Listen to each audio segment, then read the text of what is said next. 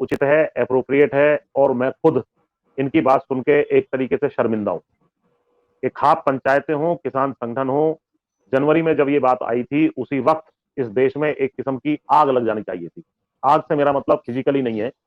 लेकिन एक जो है उस वक्त कुछ पहलवान भी कॉन्फिडेंस में थे या ओवर कॉन्फिडेंस में थे, और सरकार ने भी इनके ऊपर ऐसा दबाव बनाया कि साहब आप यदि इसमें खाप पंचायतें, किसान संगठन या अन्य लोगों को लेंगे तो ये राजनीतिक लड़ाई, राजनीतिक पार्टियों का सहारा लेंगे तो राजनीतिक लड़ाई मानी जाएगी, आप पे आरोप लग जाएंगे और राजनीति करने के, इसलिए हम त्वरित तरीके से आप उठ जाओ और हम आपकी एक कमेटी बना रहे हैं, आपको न्याय दिया जाएगा। ये भोले वाले या जिस भी तरीके से जिन्होंने 10-15 साल से अखाड़े के बाहर कौन सी दुनिया राजनीति चलती है, कूटनीति चलती है, उसको नहीं समझा था, वो उसमें आ गए।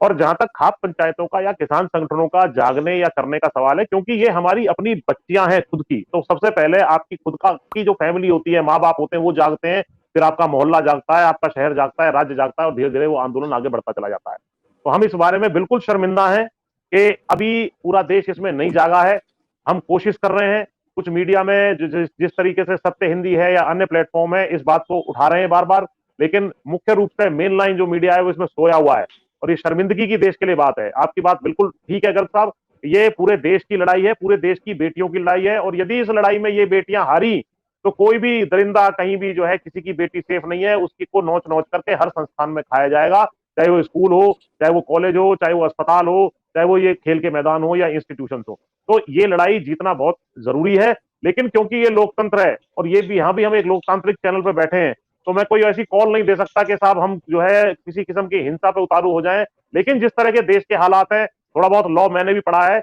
यदि कानून न्याय नहीं करता तो फिर व्यक्ति और समूह और जो है जो उसके फैमिली है, क्लैन है, वो स्वयं न्याय के लिए निकल पड़ते हैं। अगर ये इसको जो है जातियों से जातियों का टकराव, या ये चाहते हैं कि साहब इसमें जो है कहीं सिविल वॉर छिड़ जाए इस देश में, जिस तरीके से मुसलमानों को आइसोलेट किया, किसानों को मारा कूटा, अब महिलाओं को, पहलवानों को, सिखों को, तो अगर यही स्थिति और यही परिणति होनी है तो देश में वो स्थिति भी देखी जाएगी। लेकिन इनको अब छोड़ेंगे नहीं। अभी हम लोकतांत्रिक तरीके से लोगों में मीटिंग के अलावा और कोई चारा भी हमारे पास नहीं है। हम लोगों को जाकर के समझा सकते हैं, लेकिन उनको ये नहीं कह सकते कि आज ही हथियार उठा करके चल पड़ो या हमारे साथ चल पड़ो। ये हमारी भी एक लिमिटेशन है, जितनी कोशिश कर रहे हैं वो कर रहे हैं, लेकिन देश नहीं जाग रहा है। ये बात आपकी ठीक है और यही इनकी ताकत भी बनी हुई है। लेकिन मैं ये भी कहूंगा कि देश पूरी तरीके से सोया भी हुआ नहीं है। धीरे धीरे धीरे धीरे धीरे धीरे लोगों की समझ में आ रहा है कि ये जो है सारी चीजों को बर्बाद कर देंगे। हमें आशा है कि एक पॉइंट ऐसा आएगा, टिपिंग पॉइंट जिसको कहते हैं, जिसके बाद इनको खदेड़ने का काम, भगा भगा करके खदेड़ने का काम जिस प्रकार मीनाक्षी लेखी को किया वो होगा। हमें ऐसा आशा है, लेकिन आपकी बात से